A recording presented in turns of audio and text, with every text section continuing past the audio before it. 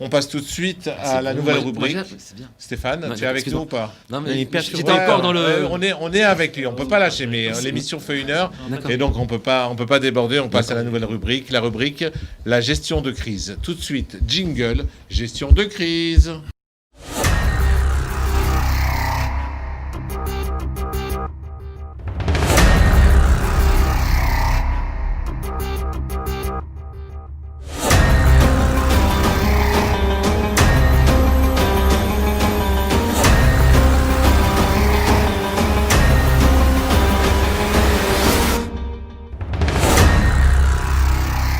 Gestion de crise.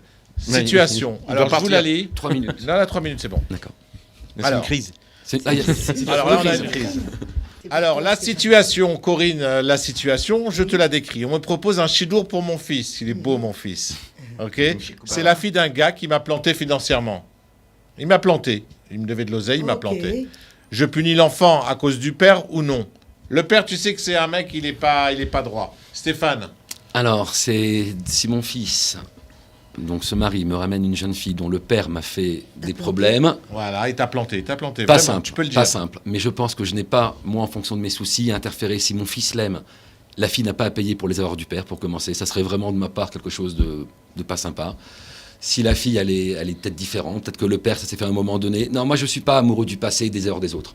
Je veux dire que si mon fils me la présente, il me dit, voilà, papa, c'est elle, je peux te garantir, je sais que son papa, il a fait ça. D'ailleurs, il veut offrir le mariage pour réparer. On peut trouver... Je sais pas. Ok. Voilà, donc Excuse-moi, parce qu'il rêve là. Non, Allô, les bisounours, bonjour. un message. Il est excellent. Franck. Alors. Oui. Franck, bah voilà, t'as été confronté à un chidour il n'y a pas longtemps. Imagine, Chazve Shalom, le mec qui t'a planté. Et il y en a beaucoup qui t'ont planté. Il y en a beaucoup qui t'ont planté. Non, c'est marrant parce que c'est une situation qui s'est passée il n'y a pas longtemps dans le nord d'Israël. Bon, bref, c'est une situation qui existe, quoi. Mais moi, ce que je dirais là-dessus, c'est qu'en fait, il y a 2 cas de figure pour moi. Le premier, c'est où il faut être cap zéro sur ce monsieur qui t'a planté, savoir pourquoi il a fait ça. Et la deuxième situation, que si c'est quelqu'un qui est habitué à faire ça, alors oui, je remettrai en cause ce chidour, parce que c'est... Moi, ce que je vois, c'est qu'il y a un srout à vote, et si ma fille, elle doit se marier avec quelqu'un que... Parce que, tu sais, dans un mariage, on finit toujours par ressembler aux parents. Toujours, on dit, regarde, toujours, maman, elle n'est pas comme sa mère, elle n'est pas comme son père. Mais au bout du compte, les années passent, et par expérience, on peut dire qu'on finit par ressembler à un des deux. Alors, si c'est quelque chose qui est ancré chez eux, eh ben... Il y a un danger. Ce gendre ou cette belle-fille risquerait d'avoir des mauvaises pensées comme le père il a eu. Merci beaucoup. Corinne? Complètement. Moi, je jugerais aussi pour le Kafsrout parce que, bon, s'il a fait ça occasionnellement et on ne sait pas pourquoi il l'a fait, bien que ce soit une chose pas bien, si mon fils est amoureux de cette fille, bah, à ce moment-là, j'essaierai de voir un petit peu ce que vaut la jeune fille, parler avec elle, en discuter, et voilà. Mais si effectivement c'est c'est une famille, entre guillemets, à problème où le père fait ça sans arrêt, alors à ce moment-là, oui, je pense que j'éviterais, je conseillerais à mon fils de pas se marier, parce que malgré tout, on finit par ressembler à sa famille. Rav Kling? Comme dans chaque chose, il faut également modérer le sujet, c'est-à-dire ça dépend de tellement de critères. La question, en fait, la question de principe, c'est de savoir quand on épouse quelqu'un, est-ce qu'on épouse aussi ses parents. C'est-à-dire, Oui. en fait, est-ce qu'on se marie avec la famille, oui ou non. Moi, je pense que oui. Maintenant, ça dépend. La Merci, réponse, Corinne. à mon avis, la réponse n'est pas catégorique. Ça dépend ça dépend de tellement de choses. Ça dépend d'abord où est-ce que les beaux-parents habitent. C'est pas la même chose s'ils sont à côté ou s'ils sont à 4000 km de distance. Ça dépend quel genre de faute il a fait. Ça dépend il y a combien de temps il a fait la faute vis-à-vis de nous. Ça dépend est-ce que vraiment c'était une faute ou bien est-ce que nous on avait une part de responsabilité également dedans. Ça dépend quels sont les liens qu'il y a entre le père et la fille. Ça dépend qu'est-ce que la fille pense du cas lui-même. Ça dépend de tellement de choses. Je pense pas qu'on peut donner une réponse qui soit une réponse catégorique. Il est clair que les 2 extrêmes sont à éviter, à mon avis. On ne peut pas faire complètement abstraction dans quel milieu la jeune fille a grandi, c'est clair. Mais on ne peut pas non plus faire en sorte que ce milieu-là soit une sorte d'ombre qui pèse sur la jeune fille. Et il faut, dans la mesure du possible, essayer de la voir pour ce qu'elle est, non pas obligatoirement pour... C'est pour ça qu'il faut se renseigner sur la famille. D'où l'intérêt d'un chidour. Il faut se renseigner sur la famille, mais pas trop. Ce que je Mais veux pas dire. trop. Mais pas trop. On n'a pas besoin de tout savoir. Donne la chance au produit, ça On veut n'a dire. pas besoin de tout savoir. Non, c'est ça. Il faut Donne faire la attention. chance au produit. Je pense que de nos jours, surtout, il y a tellement de différences finalement entre les générations que ce qui s'est passé au niveau des parents, c'est pas exactement ce qui va se passer au niveau de la jeune fille. Et ça a un lien, mais pas un lien si important que ce qu'on croit. Et donc, il faut laisser une chance. Il y a tellement d'autres critères aujourd'hui pour pouvoir trouver quelqu'un qui corresponde. Je pense pas qu'on est obligé de rajouter Non, mais- celui-là également. Est-ce que... Ravishai. Je sais pas. Je trouve que... Je peux passer Hein Ravishai. Ravishai. Non, il peut passer. S'il veut passer, il veut passer. Non, il passe pas. Si, il faut Pourquoi passer. Bon, Bon, ok, allez. allez, il plonge. Ravishai. Bon, on voit ici qu'il y a différents points, parce que cette gestion de crise fait référence à différentes halachot.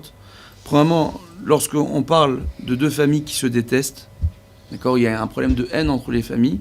Cette haine-là, au moment du mariage, elle halacha, elle peut poser énormément de problèmes au couple. Cette haine qui existe entre les beaux-pères ou entre les belles-mères, etc. C'est très important qu'au moment de la choupa, que toutes les personnes qui vont se retrouver sous la choupa ce jour-là aient une bonne entente, surtout entre les parents du marié et de la mariée. C'est extrêmement important. S'il n'y a pas cette bonne entente-là, la halacha recommande d'éviter le mariage. La halacha, maintenant, la gestion de crise ne peut pas se faire par les familles elles-mêmes, parce que le rôle des parents, c'est de voir et de faire passer en priorité le bonheur de leurs enfants. Donc c'est éventuellement de se tourner vers des personnes compétentes, vers des autorités rabbiniques, qui sachent et qui ont été formées pour gérer ce genre de problème, en réalité, pour voir si on peut arranger les choses entre les familles et faire le shalom, afin de permettre à ces deux jeunes amoureux de pouvoir s'unir. D'accord ? Ça, c'est premièrement. Deuxièmement, on voit qu'il est vrai que les familles peuvent avoir une influence sur leurs enfants, c'est vrai, d'accord ? Mais aujourd'hui, il y a toujours des cas exceptionnels.